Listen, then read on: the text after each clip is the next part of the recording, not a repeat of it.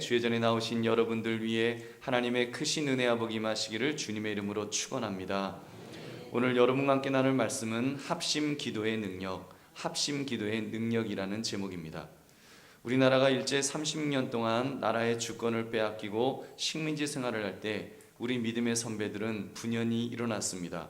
3.1절 그 독립선언을 했던 33인 중에 절반 이상이 기독교인이었다는 것은 당시 천주교인까지 합쳐도 2%가 채 안 되는 소수인 그런 숫자에 비교하면 굉장히 많은 그런 분들이 일어났던 것입니다. 그렇게 민족의 그 위기 앞에서 얼마나 그 몸던져 그 위기를 극복했던 믿음의 선배들이 많이 계셨는지요. 우리가 잘 아는 유관수 누나 매봉교회 출신의 청년이었습니다. 도산 한창호 오산학교를 세웠던 남강 이승훈 선생님, 고당 조만식 장로님 등 수많은 사람들이 기독교인으로서 나라와 민족의 독립을 위해서 분연히 일어섰습니다. 왜 그랬을까요? 나라가 위기에 처해 있었으니까 나라를 다시 세우겠다는 일념에서 믿음의 사람들이 정치 일선에 나섰고 엄청난 영향력을 끼쳤던 것입니다. 그렇습니다. 믿음의 사람은 위기를 만나고 어려움을 만나면 거기에 순응하거나 포기하는 사람이 아니라 분연히 일어나는 사람입니다. 나라가 위기에 처했을 때는 총을 잡아서라도 나라를 구하려고 했었습니다. 왜요? 대적들이 실제로 총칼을 들고 우리 민족을 압제하고 수탈했기 때문입니다. 저희 할아버님도 안수 집사님이셨는데 권총을 들고 군자금을 모으는 대한독립청년단원으로 활동하시다가 3년 옥고를 치르셨다고 합니다. 이렇게 믿음의 사람들은 위기와 어려움을 만나면 저항합니다. 여러분, 정말 어떻게 해서라도 우리가 그 일을 극복하기 위해서 애쓰는 사람이 그 믿음의 사람인 줄로 믿습니다. 여러분, 그렇다면 오늘날과 같이 국가적 위기가 아닌 이런 신앙적인 위기 앞에서 또는 나라가 핍박을 받는 것은 아니지만 교회가 핍박을 받을 때 믿음의 사람은 어떻게 반응해야 될까요? 우리는 그 모델을 초대교회들을 살펴봄으로써 그 방법을 모색할 수 있을 것입니다. 그것이 바로 오늘 우리가 읽은 본문의 내용, 예루살렘 교회의 모습입니다. 그들에게 어떤 일이 일어났습니까? 국가적인 박해가 이제 시작이 되었습니다. 그 당시 왕은 그 헤롯 왕이었는데 그는 아기 예수님을 죽이려고 했던 헤롯 대왕의 손자였습니다. 또 세례 요한을 죽인 헤롯 안티파스의 조카였습니다. 그는 로마에서 태어나서 교육받았는데 이제 그 유대 나라의 왕으로 이렇게 발령을 받아서 온 것입니다. 분봉왕으로 발령을 받아왔어요. 그래서 유대인 개종자처럼 그렇게 행동함으로써 유대인들의 인기를 얻으려고 애를 썼던 사람입니다. 그런 맥락에서 지금 유대인들이 기독교인들을 반대했기 때문에 그들의 환심을 사기 위해서 그는 왕으로서 기독교에 심각한 적대 행위를 한 것입니다. 야고보를 칼로 죽였고 이번에는 베드로를 잡아서 죽이려고 옥에 가둔 상태였습니다. 그가 베드로에 대해서 얼마나 경계를 엄하게 했는지 오늘 본문은 그것을 보여줍니다. 베드로 한 사람을 지키는데 4인 1조로 16명이 지키도록 했습니다.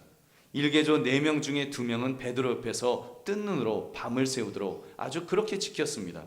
그 6절에 보니까 그 상황을 이렇게 보여줍니다. 헤롯이 잡아내려고 하는 그 전날 밤에 베드로가 두 군인 틈에서 두 쇠사슬에 매어 누워 자는데 파수꾼들이 문 밖에서 옥을 지키더니, 이렇게 군인들은 3시간씩 하루 2번 근무를 썼으니까 얼마나 철저하게 섰을까요? 당시 죄수의 한쪽 손목은 간수의 손목에 연결해서 메어 놓는 것이 통상적이었다고 합니다. 근데 베드로는 특별 감시를 위해서 양 손목을 그렇게 묶어 놓은 것입니다. 그러니까 베드로는 꼼짝 못하는 것입니다. 베드로가 지금 그 감옥에서 탈출해서 나올 수 있는 확률은 이건 0%다라고 말해도 될 정도로 꼼짝없이 붙들려 있는 그런 상황이었습니다. 그런데 여러분, 어떤 일이 벌어졌는지 여러분 보셨을 것입니다. 기적이 일어났습니다. 놀라운 일이 일어났습니다. 그 상황을 7절부터 10절에서 말씀하고 있습니다. 제가 한번 읽어보겠습니다. 호련히 주의 사자가 나타나매 옥중에 광채가 빛나며 또 베드로의 옆구리를 쳐 깨워 이르되 급히 일어나라 하니 쇠사슬이 그 손에서 벗어지더라. 천사가 이르되 띠를 띠고 신을 신으라 하거늘 베드로가 그대로 하니 천사가 또 이르되 겉옷을 입고 따라오라 한데 베드로가 나와서 따라갈새 천사가 하는 것이 생시인 줄 알지 못하고 환상을 보는가 하니라. 이에 첫째와 둘째 파수를 지나 시내로 통한 쇠문에 이르니 문이 저절로 열리는지라 나와서 한 거리를 지나매 천사가 곧 떠나더라. 아멘. 여러분, 얼마나 놀라운 일이 일어났습니까? 막 지금 천사가 나타나고 이제 베드로를 깨우고 옷 입으라고 하고, 근데 그 간수들은 뭐 아무것도 모르고 있는 거예요. 그런 상황에서 막 옥문이 열리고 하는 이런 놀라운 역사가 이렇게 일어난 것입니다. 여러분, 사랑하는 성도들이여, 우리는 오늘 말씀을 통해서 위기에 처한 성도가 무엇을 어떻게 해야 될 것인가, 그리고 하나님은 어떻게 역사할 것인가를 우리가 살펴보려고 합니다. 세 가지를 자세히 살펴보겠습니다. 그렇게 살펴보노라면 우리에게 닥친 어려움과 근심의 법도 하나님께서 분명히 제시해 주시리라고 확신합니다. 여러분, 그런 은혜가 저와 여러분에게 충만하시기를 주님의 이름으로 축원합니다. 첫째, 예루살렘 교회가 한 일은 함께 간절히 기도했다는 사실입니다. 우리 5절 말씀 같이 읽어보겠습니다. 시작. 이에 베드로는 옥에 갇혔고 교회는 그를 위하여 간절히 하나님께 기도하더라. 아멘. 여러분, 교회가 간절히 지금 이 베드로 사도를 위해서 기도했다는 것입니다. 그런데 성경에 예를 들면 예루살렘 교회 성도들이 지금 이 기적이 일어나게 해 주시옵소서, 옥문이 열리게 해 주시옵소서, 그런 기도를 했다는 흔적은 없습니다. 오히려 그런 기적까지는 기대하지 않았던 것 같습니다. 왜 그런가 하면 베드로가 옥에서 구출되어 갖고 이렇게 나왔는데, 여자아이가 이제 베드로 사도가 지금 왔어요, 그런 말을 했는데도 베드로의 천사가 보인 거다, 너 헛것 본 거다 이러면서 그 예루살렘 성도들이 믿으려고 하지 않았습니다. 그만큼 기대가 없었다는 것입니다. 그러나 여러분, 그들이 했던 중요한 것이 있었습니다. 그것이 무엇입니까? 그들이 모여 기도했다는 것입니다. 여러분, 그들이 어찌되었건 기도했습니다. 사랑하는 성도님들, 여러분의 삶에서도 문제가 쓰나미처럼 몰려오고 어려움이 태풍처럼 몰아쳐온다고 할지라도 절망하지 마시기를 주의 이름으로 축원합니다. 물론 그런 문제, 그런 어려움이 태풍처럼 쓰나미처럼 몰려오면 여러분 정신이 하나도 없을 것입니다.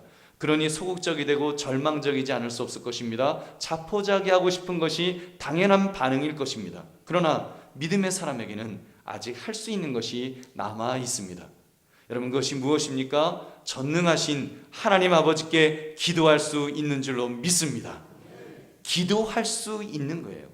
저는 이런 확신이 있습니다. 기도는 어떻게 하든지 일단 시작하기만 하면 하나님이 보시기에 모두 좋다라는 그런 확신이 있습니다. 보통 기도응답에 대해 말씀하는 분들이 그 공통적으로 주장하는 좀 매정한 말씀이 있습니다. 당신이 기도 못 받은 것은 잘못 기도했기 때문에야, 잘못 기도해서 당신이 못 받은 거야, 이렇게 말씀들을 하시고, 사실 성경적으로도 그런 말씀이 있으니까 맞는 말씀입니다. 그런데 여러분, 저는 기도하면 일단 하나님은 우리 기도에 대해서, 기도하는 자에 대해서 하나님은 가장 그래도 좋은 유익한 길로 우리를 이끌어 주실 줄로 믿습니다. 저는 그 확신이 있어요. 그 확신이 왜냐? 사실 하나님께서 우리가 부족하고 연약한 존재인지를 왜 모르세요? 우리의 체질까지 아신다고 하시고, 우리가 정말 연약한 그릇, 깨어지기 쉬운 그런 정말 죄인이라는 것을 우리 하나님은 누구보다도 잘 아십니다. 근데 그런 우리에게 양자의 영, 성령 하나님을 부어주셔서 우리로 하여금 하나님을 향해서 아버지라고, 아빠라고 부를 수 있도록 그렇게 만들어 주셨습니다. 양자의 권세를 주셨어요. 그렇다면 양자의 권세를 가지고 기도하는데 여러분, 어찌 하나님께서 응답하지 않으시겠습니까? 히브리서 10장 19절, 그러므로 형제들아, 우리가 예수의 피를 힘입어 성소에 들어갈 담력을 얻었나니, 또 로마서 8장 15절은 보면 너희는 다시 무서워하는 종의 영을 받지 아니하고 양자의 영을 받았으므로 우리가 아빠 아버지라고 부르짖느니라. 아멘. 우리가 아빠 아버지라고 하나님 앞에 부르짖기 때문에 여러분, 성도의 기도는 하나님께서 들으시고 응답해 주실 줄로 믿습니다. 사랑하는 성도들이여, 그렇다면 우리도 좀 힘있게 기도합시다. 우리 힘들면 힘들다고, 아프면 아프다고, 괴로우면 괴롭다고 우리 하나님 앞에 기도합시다. 우리 하나님께서 들으실 줄 믿으시기 바랍니다. 여러분, 특별히 우리 교회를 위해서 많이 기도해 주시기를 부탁드립니다. 지금이야말로 교회를 위해서 많이 기도해야 될 때이라고 믿습니다. 최근에 우리 교회에 어렵고 힘든 일이 지금 생겼습니다. 재개발에 관련된 일인데 이 위기를 잘 풀면 큰 기회가 될 것이고 잘못 풀면 한강교회 역사 60년 사이에 큰 죄를 지을 그런 처지에 있는 것입니다. 이런 내용입니다. 서울시에서 우리 교회를 존치하겠다는 발표를 지금 간접적으로 그런 자기들끼리 하는 그런 공문에서 그렇게 발표를 했습니다. 그래서 개발 변경안을 작성해서 용산구청과 이 재개발하는 3구역 조합에게 그렇게 지침으로 내렸습니다. 그 문건을 입수하여 보았더니 한강교회는 서울시에서 리모델링하여 청년창업지원센터, 지역 역사문화 전시관 및 각종 문화행사의 장으로 활용될 수 있도록 한다. 이런 내용입니다. 아마 여러분 중에 그 신문지상을 통해서 이미 이 내용을 접하신 분들도 계실 것입니다. 그래서 어떤 분들은 그러면 우리 교회를 서울시에서 그 다 고쳐주려나 보다, 지어주려나 보다 좋게 생각하는 분들도 계셨습니다. 그래서 그 사실 확인을 위해서 용산구청에 들어가서 3구역 담당자를 만났는데 한강교회 존치의 의미가 우리는 다른 대토를 줘서 내보내고 우리 예배당 건물만 존치해서 서울시가 임으로 고쳐서 쓰겠다는 것이었습니다. 그러더니 얼마 후에 조합장님이 오셔서 목사님 여기 밑에 이런저런 땅이 있는데 이 땅으로 가시겠습니까? 하면서 그 제안을 해오셨습니다. 그래서 그 땅에 대해서 공부를 많이 했습니다. 정말 많이 했습니다. 열심히 가서 정말 하루에도 몇 번씩 보면서 공부를 했어요. 제가 그렇게 열심히 성경을 공부했으면 지금 성경 박사가 됐을 텐데 하여튼 열심히 공부했습니다. 그런 다음에 서울시 총괄 건축가 모교회 장로님이라는 이야기를 들었기 때문에 설마 했어요. 그래도 장로님인데 교회를 위해서 잘 해주셨겠지. 그렇게 좋게 생각을 하려고 애를 많이 썼습니다. 근데 그제 금요일 낮에 이제 가서 그분을 만났습니다. 만나서 그 이야기하는 중에 그분의 마음속에 교회에 대한 배려는 별로 없게 느껴졌습니다. 우리가 원하지 않는다면 존치할 수는 있답니다. 일단 서울시에 가서 존치하겠다고 뜻을 이야기하라는 거예요.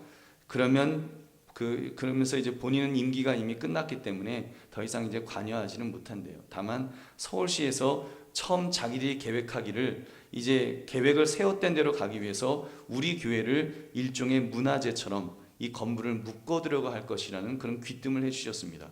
만약 그렇게 되면 이제 그 법에 따라서 이제 건축도 못하고 리모델링을 하더라도 요 모양 요대로 그대로 유지해야 한다는 것입니다. 그럼 이제 뭐 화장실 고치고 그런 것도 다 서울시에 이제 허락이 없으면 아예 못 고치는 거예요. 문화재처럼 만들어 버린다는 거예요. 그것도 물론 서울시 돈이 아니라 우리 돈으로 하는데 서울시에서는 단 한 푼도 뭐 주거나 그런 일 없는데 그렇게 한다는 거예요. 우리가 돈을 들여도 이렇게 새 집을 지을 수 있는 것이 아니라 법에 묶여서 교회를 고궁처럼 유지시키도록 그렇게 만든다는 것입니다. 이 건물, 이 스카이라인을 유지하기 위해서. 그럼 자칫 꼼짝 못하는 것입니다.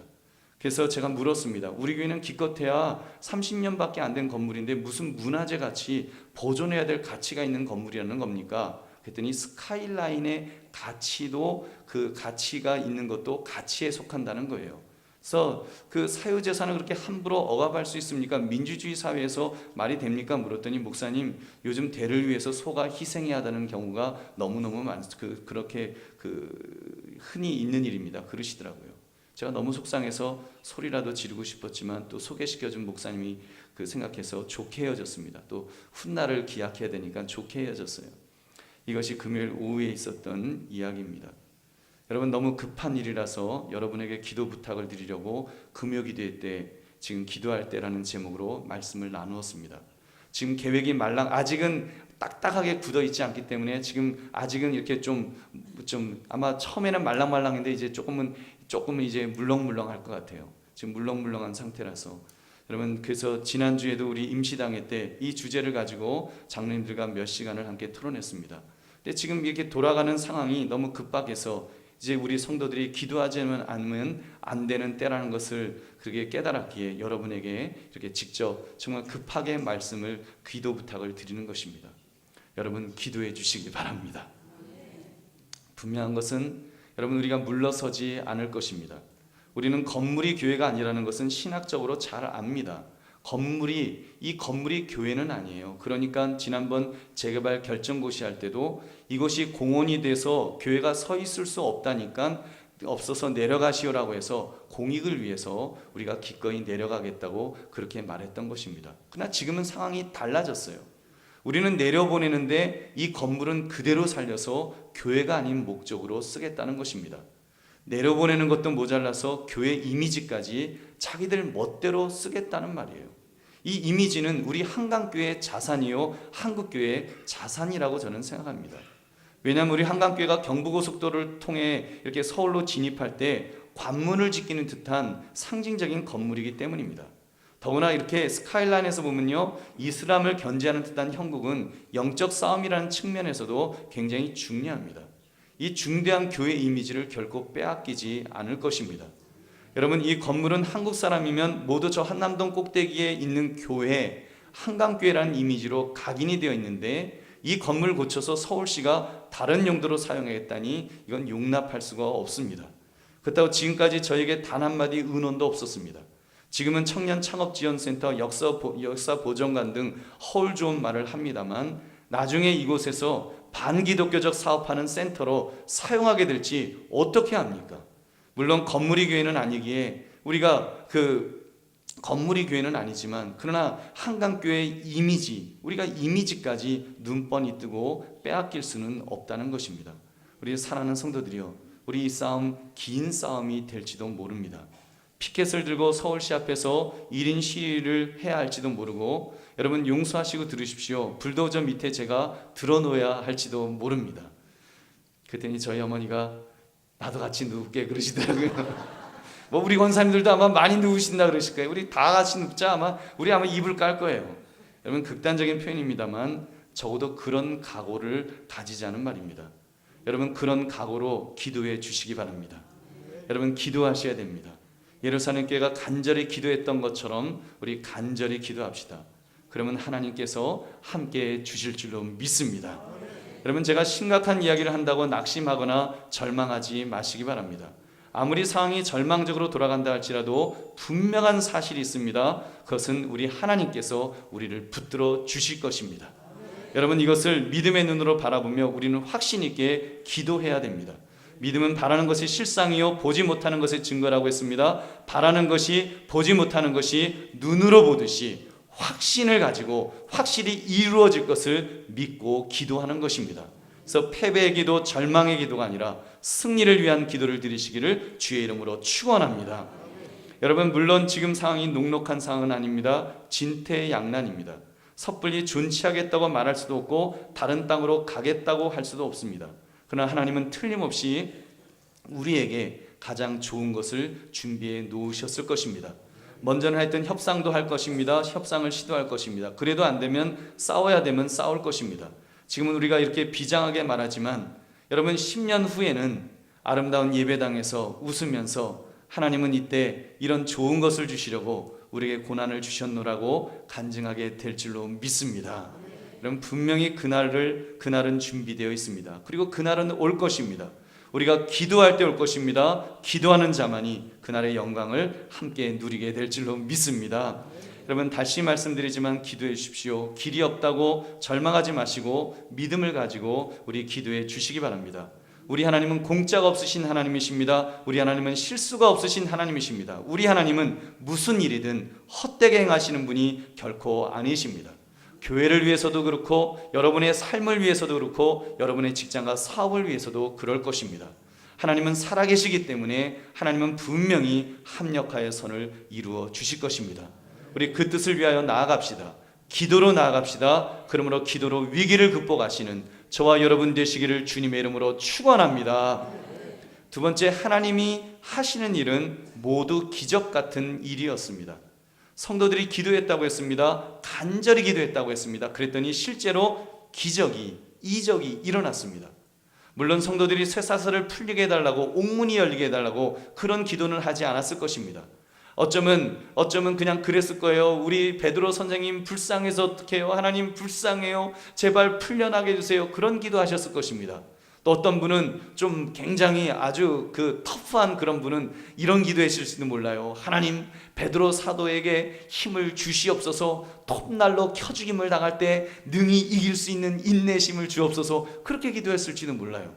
여러분 어찌 됐건 하여튼 그런 기도를 할 때, 성도가 간절히 기도할 때 우리 하나님은 그 기도를 들으신 줄로 믿습니다. 여러분 요한일서 5장 14절 15절은 말씀합니다. 그를 향하여 우리가 가진 바 담대함이 이것이니 그의 뜻대로 무엇을 구하면 들으심이라. 우리가 무엇이든지 구하는 바를 들으시는 줄을 안즉 우리가 그에게 구한 그것을 얻은 줄을 또한 아느니라. 아멘.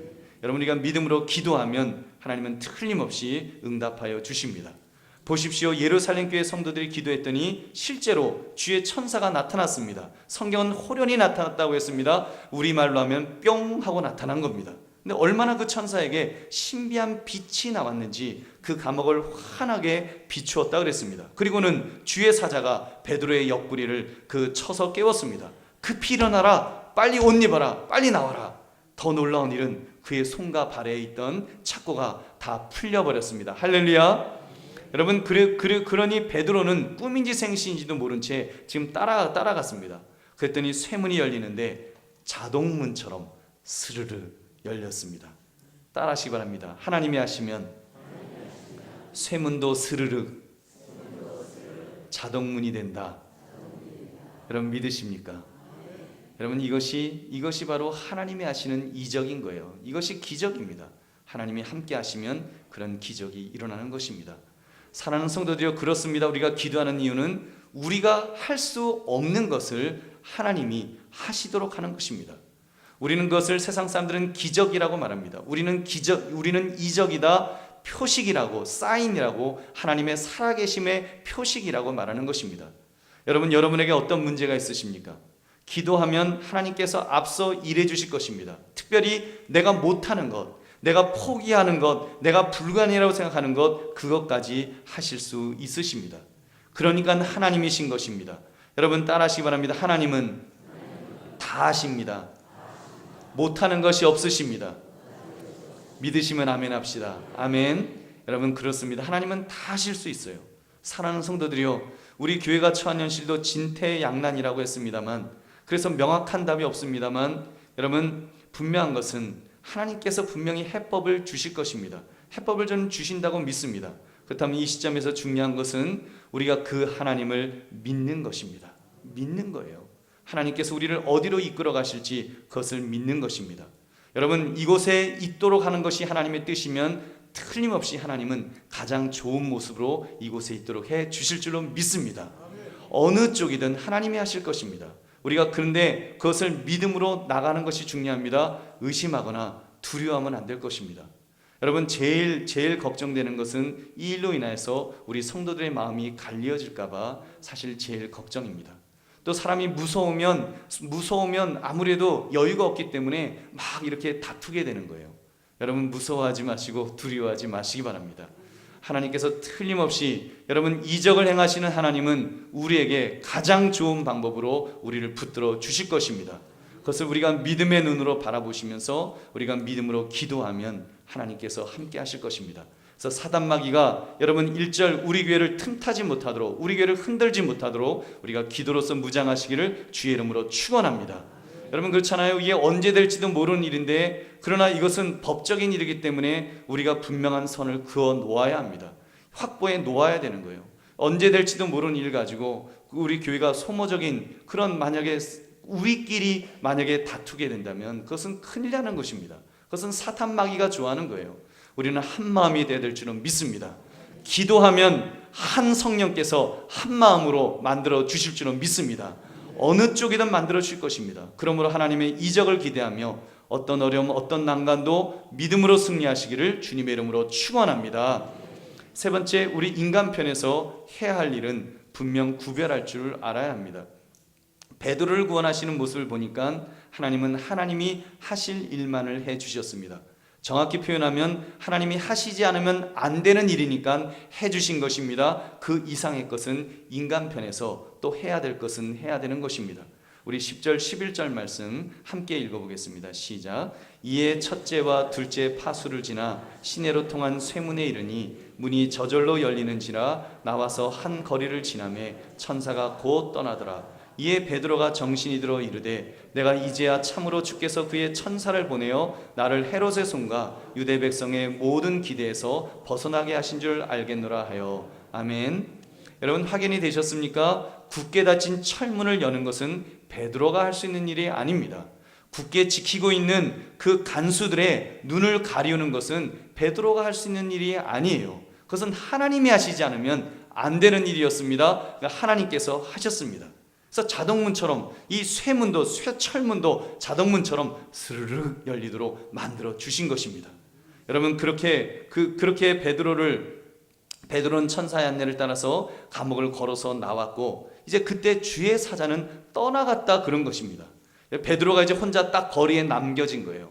베드로가 이제 갈 바를 알지 못하는 거예요. 어디로 가야 될까? 내가 여기 남아서 남아 있어야 되나? 떠나야 되나? 아마 베드로 여러 가지 생각이 있었을 거예요. 성도들에게 가야 되나? 아니면 바로 소아시아 지방으로 떠나가야 되나? 어디로 가야 될까? 베드로의 판단이 이제 남은 거예요. 베드로의 결정이 남은 거예요. 베드로가 뭔가 액션을 이제는 취해야 되는 것입니다.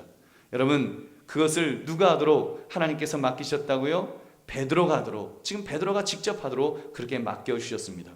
여러분, 그렇게 할 때 해프닝도 좀 있었습니다만 교회에 큰 은혜를 베풀어 주셨습니다. 예루살렘 교회는 날이 갈수록 부흥하며 발전한 줄로 믿습니다. 여러분, 그렇습니다. 하나님의 이적적인 구원은 오직 베드로가 혼자서 할 수 없는 것을 행하여 주신 것입니다. 즉, 베드로가 스스로 어찌할 수 없었을 때 하나님께서 그 일을 행하셨습니다. 또 예루살렘 교회가 할 수 있는 일도 아니었지요. 그래서 우리가 그것을 기적이라고 말하는 것입니다. 이것이 이적의 핵심입니다. 이적은 사람이 스스로 할 수 없는 것을 하나님이 하시는 행동인 줄로 믿습니다. 사랑하는 성도님들, 우리 한강교회도 그런 은혜가 분명히 있을 것입니다. 또 우리 인생에도 그런 일들이 있을 것입니다. 여러분, 그럴 때 우리가 분명히 기억할 것은 하나님께서 하실 일도 있지만 우리가 계획하고 우리가 준비하고 우리가 기도하면서 감당해야 될 일이 분명히 있는 줄로 믿습니다. 그 최소한의 것이 가장 기본적인 것이 기도로 시작하는 것입니다. 여러분, 이 기도는 목사만 기도하는 것이 아니라 장로님들만 기도하는 것이 아니라 권사님들만 기도하는 것이 아니라 여러분, 한강교회 예배드리는 여러분 모두가 하셔야 될 줄은 믿습니다. 여러분, 기도하기를 쉬는 죄를 범해서는 안 될 것입니다. 한강교회 주님께서 그래도 피값 주고 사신 교회에 우리가 지금 60년 동안 이 자리에서 예배드리고 있는데, 여러분, 이 자리를 놓고 또 이 지역을 놓고 우리가 기도해야 될 것입니다. 기도하면 하나님은 우리에게 가장 선한 길로 이끌어 주시는데, 여러분, 분명히 우리가 내가 기도하지 않았다면 기도하지 않은 죄를 묻지 않으실까요? 제가 볼 때는 물으실 것 같아요. 여러분, 꼭 기도하시기 바랍니다. 기도하면서 또 교회가 이제 해야 될 일을 찾아봅시다. 오늘도 이제 장로님들과 임시당회를 하고 또 여러분들과 함께 의논할 수 있는 그 시간도 이제 마련할 것입니다. 그리고 노예적으로 또는 이 용상 교구 협의라든지 하여튼 군성교라든지 하여튼 우리가 동원할 수 있는 모든 그런 우리 크리스찬들의 힘을 모아서 이제 움직이도록 그렇게 할 것입니다. 여러분, 그날을 위해서 여러분, 우리가 정말 준비할 수 있는 거, 여러분도 그런 각오를 좀 해주시기 바랍니다. 뭔가 이제는 정말 주께서 하시겠다 하면 내가 쓰임 받기를 원합니다. 여러분, 각자 나름대로의 어떤 재능들이 다 있을 것입니다. 여러분, 그런 능력들이 있으실 것이고 우리가 그것들을 다 힘을 모아서 하여튼 우리가 해야 됩니다. 정 안 되면 피켓이라도 들고 나가야 되는 거예요. 우리 한 사람씩 나가서 서울시청 앞에서 붙들고 이제 그거라도 해야 되는 거예요. 여러분, 그래서 하여튼 우리가 무엇을 하든지 하나님께서 분명히 해주실 텐데, 그때까지 우리가 해야 될 일들을 우리가 부지런히 게으르지 않게 감당하시는 저와 여러분 되시기를 주님의 이름으로 축원합니다. 말씀을 맺습니다. 우리가 살다 보면 예기치 않은 일을 만나게 됩니다. 때로는 내가 이만큼 준비했는데 왜 모든 것이 수포로 돌아가게 되었는가, 절망의 순간이 찾아올 때도 분명히 있을 것입니다. 그러나 그 사람이 믿음의 사람이라면 그것은 결코 끝이 아닙니다. 왜요? 전능하신 하나님, 우리 아버지가 계시기 때문에 여러분, 결코 끝이 아니라는 것입니다. 우리는 기도할 수 있습니다. 우리는 기도할 수 있어요. 초대교회가 깨어 기도했던 것처럼 기도하는 것입니다. 기도하면 옥문이 열릴 줄로 믿습니다. 우리를 억압하고 착고로 묶으려고 했던 그 악한 세력이 물러가게 될 것입니다. 하나님께서 그렇게 만들어 주실 줄로 믿습니다. 여러분, 우리는 그렇기 때문에 그 하나님을 바라면서 믿음으로 나가고 또 우리가 할 수 있는 것을 향하여 최선을 다하면 하나님께서 함께 해 주실 것입니다.